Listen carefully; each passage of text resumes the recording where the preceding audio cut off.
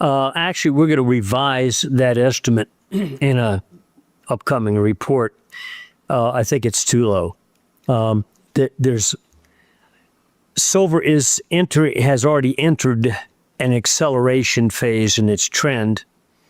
And similar events, technical events like that, and they could be defined, occurred back in 79 on the way to the 1980 high, and also in 2010 on the way to the 2011 high. Now, both of those highs were roughly around $50. So everybody in the world knows, oh, silver's hit a high twice at 50. And if you just stand back a bit and think about it, gold's way above its 2011 high. Even copper right now, on this pullback in copper, is still trading above its 2011 high. Metals, like I think I looked at a zinc chart the other day, or was it 10? I forgot. Above its 2011 high. And silver, I guess, is just going to stay below the 1980 high and 2011 high forever. It's a dog. Okay, right. Or something's wrong. Something is wrong with the pricing of that market.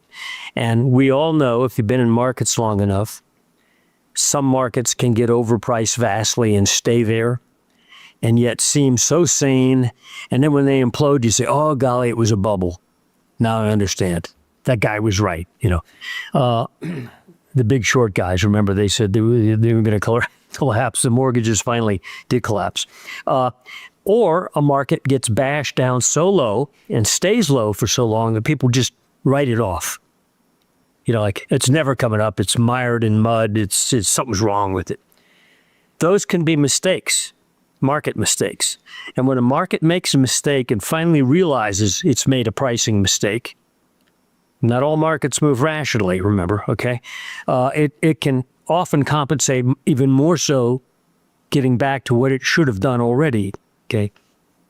And if you factor in such fundamentals as the real value of the underlying money unit, in this case, let's say the dollar, same applies to the euro and the yen and so forth, fiat pieces, nothing backing them, they decay in value every decade dramatically in real buying power because the quantity almost doubles for the dollar, for example, every decade, almost by 90% increase in the supply of dollars. So, like I've probably said this before, when your granddad built a house, it was $4,500 medium home price. Now it's $450,000. Okay, get the point? Okay. Another way to express it is quarter of a century years ago, same month, September 2000, if you bought the S&P, you're up 3.5-fold right now. Okay. If you bought gold, you're up over 11-fold. Or 12-fold by now. It's held its value and stayed ahead of the decaying money unit that we use to measure things. Whereas some things have just barely kept up with it, like the stock market. Even though they look good on the price chart, it really isn't keeping up with the real value of the underlying unit. Well, silver was $50 in 1980. You want to try to compensate for that, for the real decay in the value of the money unit? Would probably be $200, $300 just to match that price in real dollar terms. Now, forget that. That's not a technical, that's just a fact. Silver's been vastly underpriced relative to gold, underpriced versus other metals for too long, and it's waking up. And when it wakes up, it's likely to have a tantrum. And the tantrum has only begun. We thought, based on one or two factors that I could identify, that maybe we'll find some profit-taking resistance in the 60-70 zone after we burst through the 50, run all the buy stops, the latecomers. Frankly, looking at more soberly and looking back in time, measuring this type of move, it wouldn't shock us that silver's in excess of $100 sometime in the first quarter. Okay. And getting there will be obviously rapid. We're in one of those phases now where silver's not only going to catch up to reality, catch up to what some base metals have done, catch up to gold, it's going to beat gold. It's already been beating gold this year. In fact, silver's up double digits more than gold's up year to date. Much of that occurring since April. Gold went into this, sideways, silver went vertical. Anyway, I think we're in an interesting time. Fundamental guy I appreciate very much, Eric Sprott, might call him the king of silver right now. He thinks it's good a couple $100 an ounce. And I see no argument against that, frankly, ultimately. I'm just talking in the next couple months. I think, seeing 100 wouldn't shock me. And frankly, once you get into white knuckle flights like that, where a market has made an error for decades, and then suddenly says, I'm out of here. It's very hard to make accurate technical predictions. We come up with that plus 100 level simply by replicating certain other phases in those prior bull markets on a ratio scale. But silver's vastly undervalued, as we've said, relative to gold, relative to copper, relative to the commodity complex. It's been mistreated, and that's a major error. There's no fundamental reason for it to have been mistreated. Its supply-demand situation is tight. It's remained tight. There's no excess in terms of supply. Supply is barely matching the increasing demand. And one of the unique things about silver on a fundamental basis, and I try not to get into it too much because we're technically based, but much of silver comes out of the ground not from miners that are motivated by the price of silver.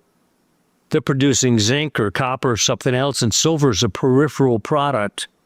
So even if silver went ballistic, it's not a primary motivator for them to pump out more copper and zinc so they can get hold of that silver.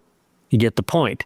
So most markets, if you take the price of grain up, the wheat farmers are going to make more wheat, or copper, mine more copper. But silver is a unique position where, the silver miners are narrowly focused. They will benefit directly, but they don't produce the bulk of the silver production. Comes from copper mines, zinc mines, etc. And so silver's got a real unique fundamental argument going for it as well. I'm not sure of that. I know that they could, because technically we ran a spread chart, meaning divided the price of SIL, the popular silver miners ETF, against the price of an ounce of silver. And when you express that as a percent, you get a chart, okay? And it has technical attributes to it that suggests that you're pressing toward a breakout level right now, meaning a breakout in performance of the miners versus gold. And in contrast, for example, SIL right now is still $20 or so short of its 2011 price high, which was like $90 plus, okay? GDX, the gold mining ETF, is above its 2011 high, just like gold is, and yet the silver miners, just like silver, are below their 2011 high, and we can see the catch-up occurring quickly. And also silver miners are at a point of breakout in performance, I'm talking about, versus the gold miners. So we're emphasizing silver. We think that it will outperform gold, and we think the silver miners will outperform the gold miners. And the question you're asking, will the silver miners beat silver? It's possible for a while. I don't think it's a big issue. I think the main emphasis that investors in the monetary mining sector should look at is emphasizing silver side of that equation. Just like in the bullion area, I'd emphasize silver.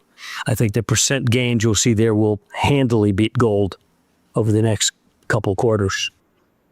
Yeah, I've shown before logarithmic scaled or ratio scale charts, but what you've got there are price-based or arithmetic scale. But in each case, over different durations of time, you had a bull trend that was an 8-fold move from the prior bear low to the bull market peak, which also ended in drama, by the way. The final 6 months was vertical.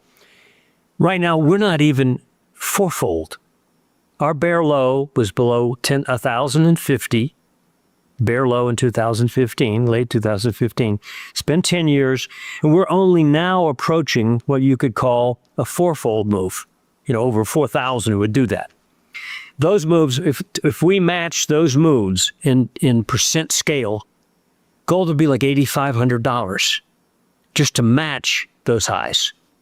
It did twice before under circumstances that are far less fundamentally gravitational as the one we're in now in terms of causing gold to go up, especially when the stock market starts to break and panics the central bank even more than it's ever been panicked, not just ours, but others. Gold will go, at least there. And I think silver will vastly outpace it, as I've said. But that's just getting back to what it's done twice before.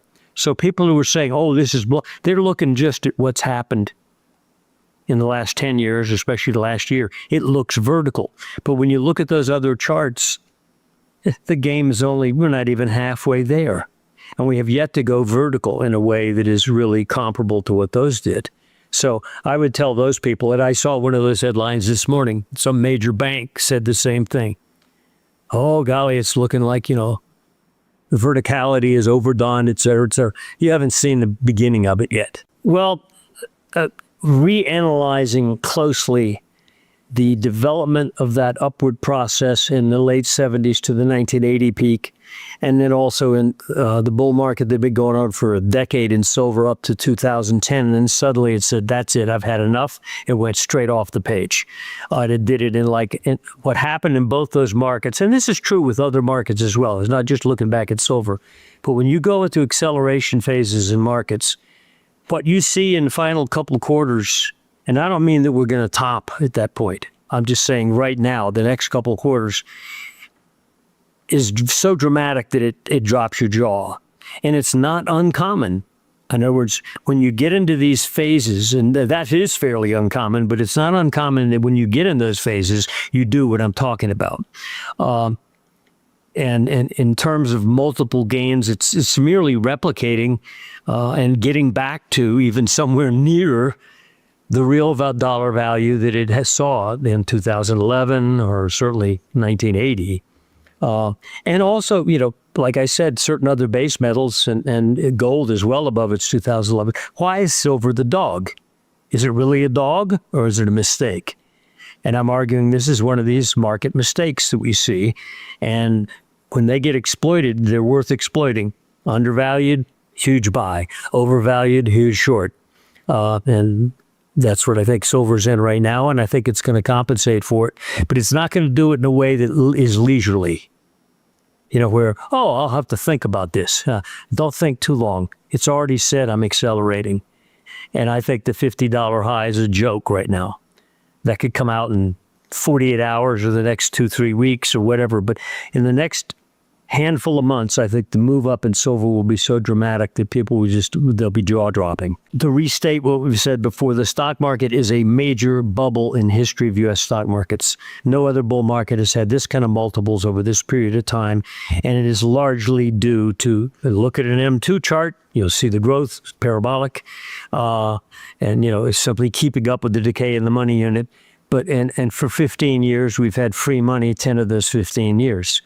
And even when they raise rates to 5%, I'm talking the short end of the market now, and you go back 75 years and look at a Fed funds rate chart, even that 5% is in the lower quadrant of the past 75 years of rates. So we've had, in effect, what I call a Cheech and Chong rally, high on drugs the whole way.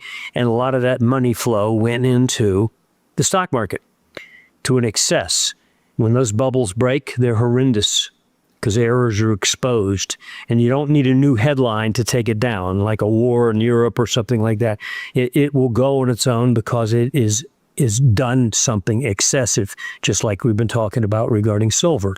It's done something that's excessive and prolonged, and when it makes up for it, it's dramatic. I think the stock market, by the way, right now, when we look at its metrics in the weekend report, we had I think it was a 100-day moving average oscillator. And it has structure that we're about to challenge right now as you and I are talking.